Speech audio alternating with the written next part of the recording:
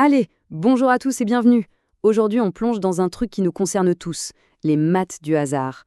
On va s'attaquer au dénombrement et aux probabilités. Et pour ça, on va faire comme un architecte.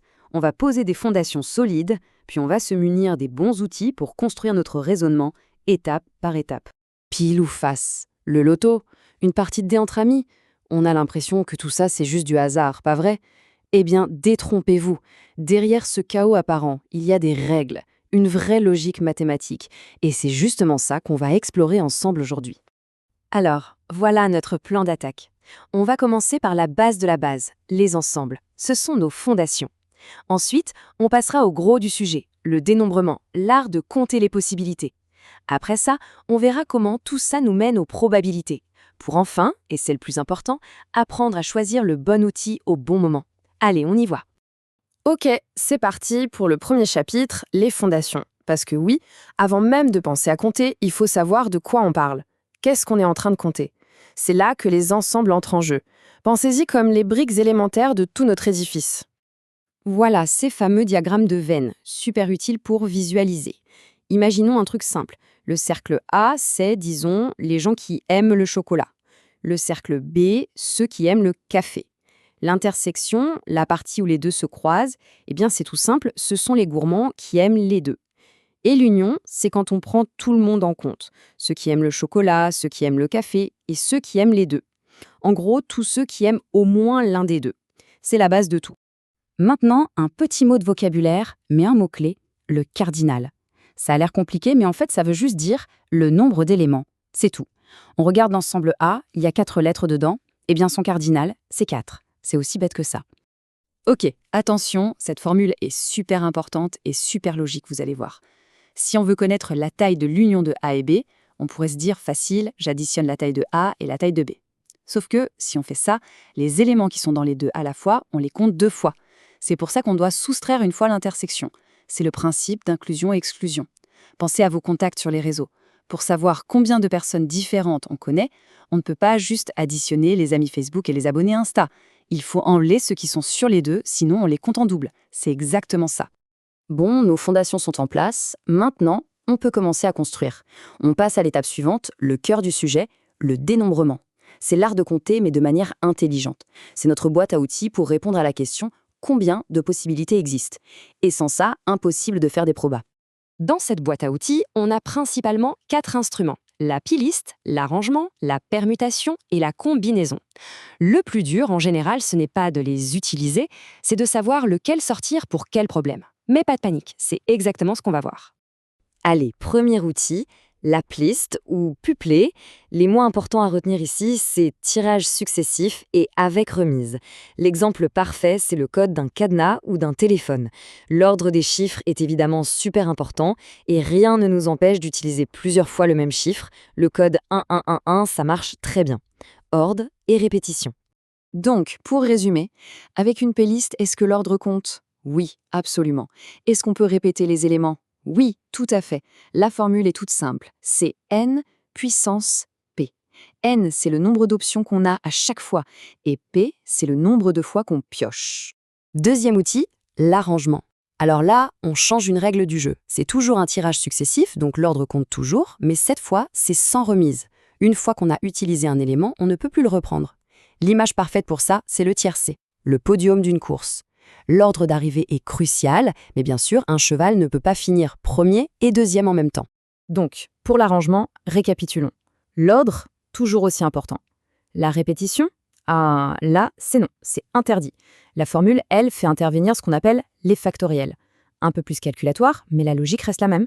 Ensuite, on a la permutation. En fait, c'est un cas particulier d'arrangement. C'est même plus simple.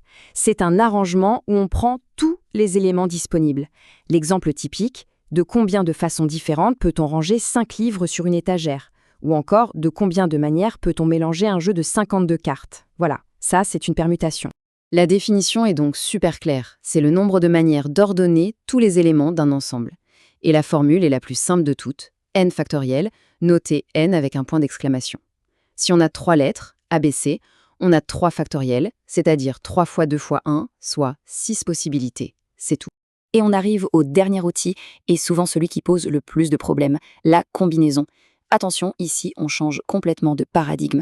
Le mot magique à retenir, c'est simultané. On tire plusieurs éléments en même temps, d'un seul coup. Et ça veut dire une chose fondamentale. L'ordre n'a plus aucune importance. J'insiste là-dessus parce que c'est vraiment le point clé. Avec une combinaison, l'ordre ne compte pas.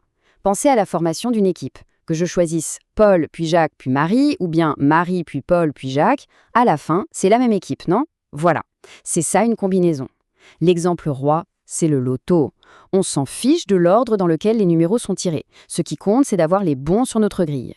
Et voilà, le tableau récapitulatif qui met tout au clair. C'est la fiche mémo ultime. Face à un problème de dénombrement, il faut se poser les bonnes questions en regardant ce tableau.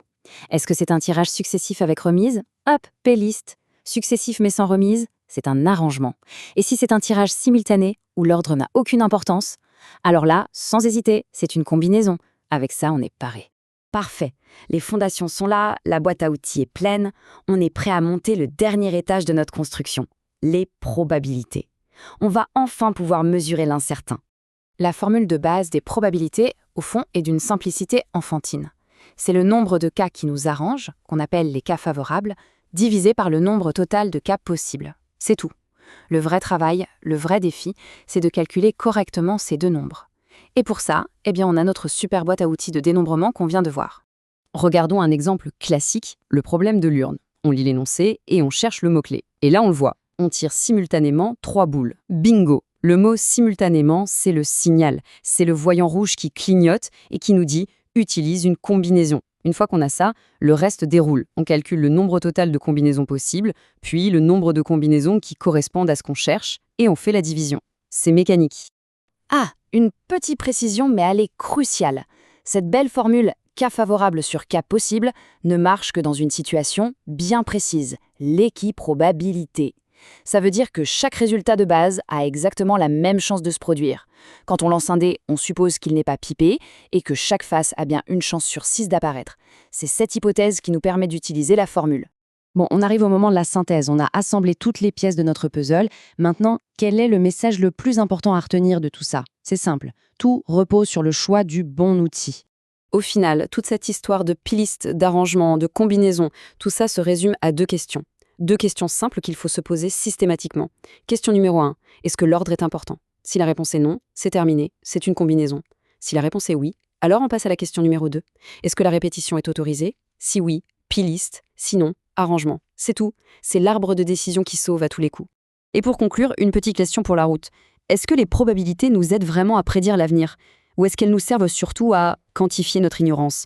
Peut-être qu'en maîtrisant ces outils, on ne devient pas devin, non. On apprend simplement à mettre un chiffre sur ce qu'on ne sait pas. Et dans un monde aussi incertain que le nôtre, savoir ça, c'est déjà énorme. Merci de m'avoir suivi dans cette exploration.